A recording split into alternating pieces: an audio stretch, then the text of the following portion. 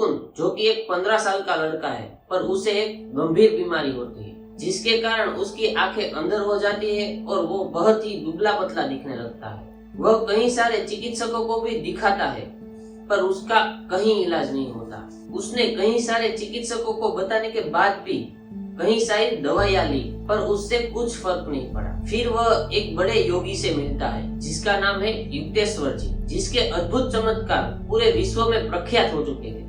वह एक दिन मिलता है और उसको जो रोग हुआ था उसके बारे में वो सब कुछ बताता है। योगी जी उसकी बात बहुत ध्यान से सुनते हैं और उसकी प्रॉब्लम है वो एक चुटकी में पकड़ लेते हैं। वह कहते हैं औषधि एक मर्यादा है, दिव्य सर्जनात्मक प्राण शक्ति नहीं। तू श्रद्धा रख, तू कुछ ही दिनों में तंदुरुस्त और मजबूत बन जाएगा। गुरुजी ने ये शब्द बोले और उसे रियलाइज कराया कि वह ठीक हो सकता है। जो मुकुंद बड़े बड़े चिकित्सक और दवाइयों से घिरा हुआ था वह आज ये योगी से मिलके कुछ अलग ही चमत्कार होने लगे। फिर 5-6 दिन गुजर जाने के बाद उसके अंदर एक अलग ही ऊर्जा आने लगी और वह एकदम तंदुरुस्त होने लगा।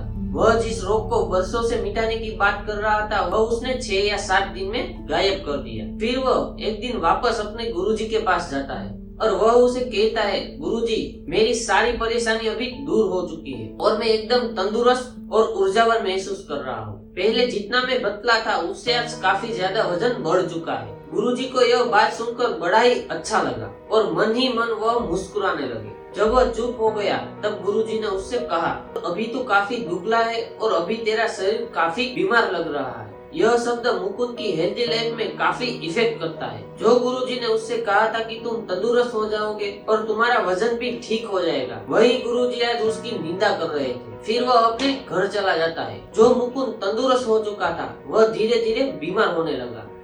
2 या 3 दिन में इतना बीमार हो गया कि वह ठीक से चल भी नहीं पा रहा था।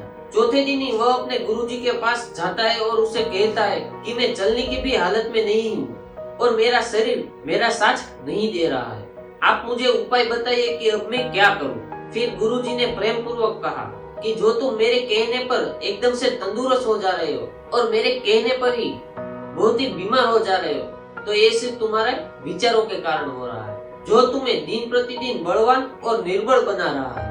तुम्हारा विचार ही है जो तुम्हें काफी तंदुरुस्त और बलवान बनाता है और यह विचार बदल जाने के बाद आप ठीक से खड़े भी नहीं हो पा रहे। बिजली और गुरुत्वाकर्षण के जैसे विचार भी एक शक्ति है जो तुम्हें काफी बलवान और निर्बल बना रही है। फिर गुरुजी कहते हैं, मानव मन एक ईश्वरीय शक्ति है, जैसा तुम सोचोगे वैसा ही बन जाओगे। जब मैंने कहा कि तुम तंदुरुस्त होगे तो तुम एकदम से तंदुरुस्त हो गए, जो कि तुम्हारे विचार ही तुम्हें तंदुरुस्त बनाते हैं। और जब मैंने निर्भर कहा तब तुम बुरी तरह से टूट गए और निर्भर हो गए।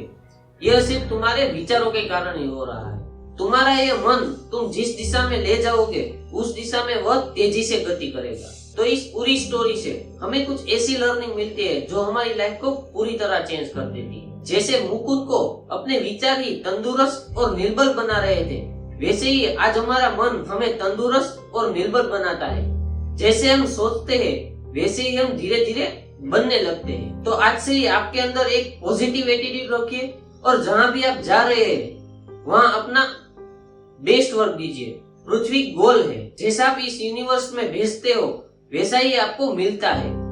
इसलिए जैसे आपके अच्छे विचार होंगे और आपके विचारों में एक पॉजिटिविटी होगी तो आपकी लाइफ धीरे धीरे उस डायरेक्शन में जाने लगेगी। तो यह पूरी स्टोरी मैंने इस बुक से ली है।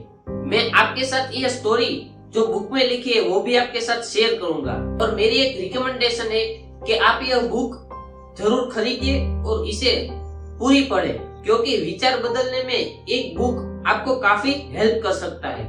आप जिस डायरेक्शन में जा रहे हो उसकी गति आपको फास्ट करवा सकता है।